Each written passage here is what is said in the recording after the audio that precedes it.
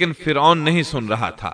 آیت 69 میں فرماتے ہیں وَأَلْقِ مَا فِي يَمِينِكَ تَلْقَفْ مَا صَنَعُوا إِنَّمَا صَنَعُوا كَيْدُ سَاحِرٍ وَلَا يُفْلِحُ السَّاحِرُ حَيْثُ أَتَى۔ اور تیرے دائیں ہاتھ میں جو ہے اس کو ڈال دے تاکہ یہ ان کی تمام کاریگری کو نگل جائے۔ انہوں نے جو کچھ بنایا ہے یہ صرف جادوگری کے کرتب ہیں، اور جادوگر کہیں سے بھی آئے کامیاب نہیں ہوتا۔ جادوگروں نے پورے مجمع پر جادو کر رکھا تھا۔ جب موسیٰ علیہ السلام کا عصا ان سب کو نگل گیا تب انہوں نے جان لیا کہ ان کے جادو کے جواب میں یہ جادو نہیں ہو سکتا، یہ تو اللہ تبارک و تعالی کی طرف سے معجزہ ہی لگتا ہے۔ اللہ تعالی سورہ طٰہٰ آیت 70 میں فرماتے ہیں فَأُلْقِيَ السَّحَرَةُ سُجَّدًا قَالُوا آمَنَّا بِرَبِّ هَارُونَ وَمُوسَىٰ۔ جادوگر سجدے میں گر گئے اور کہنے لگے ہم تو ہارون اور موسیٰ کے رب پر ایمان لے آئے۔ انہیں یقین ہو گیا تھا کہ یہ جادو نہیں ہے بلکہ یہ اللہ کا معجزہ ہے۔ ان کے الفاظ سن کر فرعون غضبناک ہو گیا، آگ بگولا ہو گیا، اس لیے کہ 40 کے 40 جادوگر سجدے میں گر گئے تھے۔ وہ بولا آمنتم له قبل ان آذن لكم، میری اجازت سے پہلے ہی تم اس پر ایمان لے آئے، یعنی تم نے مجھ سے پوچھا تک نہیں، مشورہ نہیں کیا اور اس پر ایمان لے آئے۔ انه لكبيركم الذي علمكم السحر، بے شک یہی تمہارا وہ بڑا بزرگ ہے جس نے تمہیں جادو سکھایا ہے۔ مطلب یہ کہ یہ تمہارا استاد ہے اور تمہارا یہ پہلے سے طے شدہ پروگرام تھا۔ چنانچہ وہ کہنے لگا ان هذا لمكر مكرتموه في المدينة لتخرجوا منها أهلها، بے شک یہ ایک سازش تھی جس پر تم نے اس شہر میں عمل کیا تاکہ تم سب اس شہر سے یہاں کے رہنے والوں کو باہر نکال دو۔ اب وہ انہیں دھمکیاں دینے پر اتر آیا، جیسا کہ سورہ طٰہٰ آیت 71 میں ہے فَلَأُقَطِّعَنَّ أَيْدِيَكُمْ وَأَرْجُلَكُمْ مِنْ خِلَافٍ وَلَأُصَلِّبَنَّكُمْ فِي جُذُوعِ النَّخْلِ وَلَتَعْلَمُنَّ أَيُّنَا أَشَدُّ عَذَابًا وَأَبْقَىٰ۔ سن لو، میں تم سب کے ہاتھ اور پاؤں مخالف سمتوں میں کٹوا کر تم سب کو کھجوروں کے تنوں پر لٹکوا دوں گا، اور تمہیں معلوم ہو جائے گا کہ ہم دونوں میں سے کس کا عذاب زیادہ سخت اور دیر پا ہے۔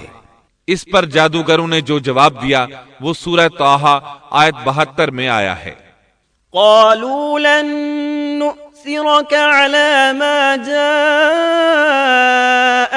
من البينات والذي فطرنا فاقض ما أنت قاض إنما تقضي هذه الحياة الدنيا۔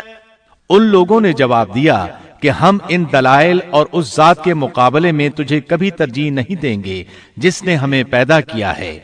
تجھے جو کرنا ہے دل کھول کر کر ڈال، تو سوائے اس کے کہ اس دنیاوی زندگی میں کچھ کر لے، اور کر بھی کیا سکتا ہے۔ فرعون نے فوراً ان جادوگروں کو مذکورہ سزا دلوائی اور جادوگر یہ کہتے ہوئے چلے اِنَّا آمَنَّا بِرَبِّنَا لِيَغْفِرَ لَنَا خَطَايَانَا وَمَا أَكْرَهْتَنَا عَلَيْهِ مِنَ السِّحْرِ وَاللَّهُ خَيْرٌ وَأَبْقَىٰ۔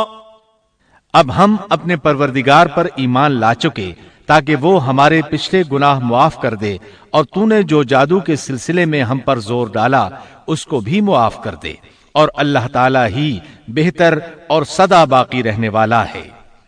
سیدنا عبداللہ بن عباس رضی اللہ عنہما فرماتے ہیں کہ ان جادوگروں کے علاوہ اس قوم سے 3 ہی افراد ایمان لائے تھے، ایک آسیہ، دوسرا وہ دوڑ کر آنے والا آدمی، اور تیسرا وہ آدمی جو آل فرعون میں سے تھا۔ اور اپنے ایمان کو چھپائے ہوئے تھا، باقی سب کے سب کفر پر ہی ڈٹے رہے۔ اب سب پر حق عیاں ہو چکا تھا۔ فرعون نے اپنی خاص جماعت سے مشورہ کیا کہ اب کیا کیا جائے۔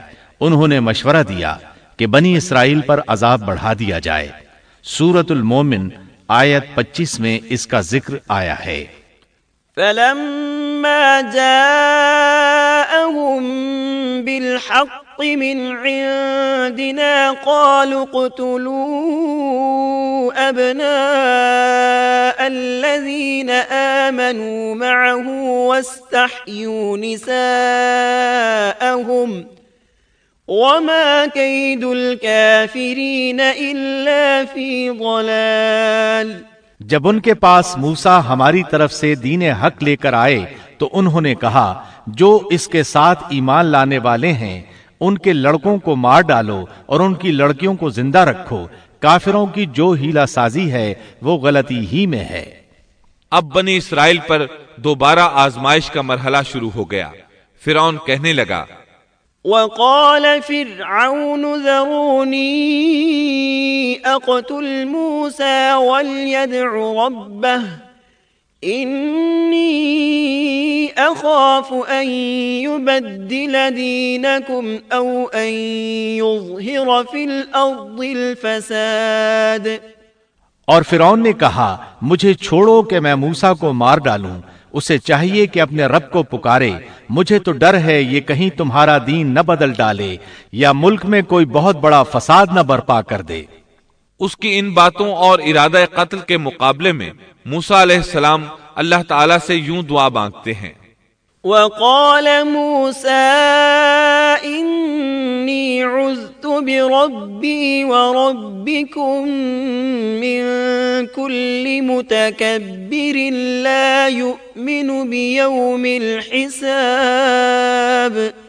موسیٰ نے کہا میں اپنے اور تمہارے رب کی پناہ میں آتا ہوں ہر اس تکبر کرنے والے شخص سے جو روز حساب پر ایمان نہیں رکھتا۔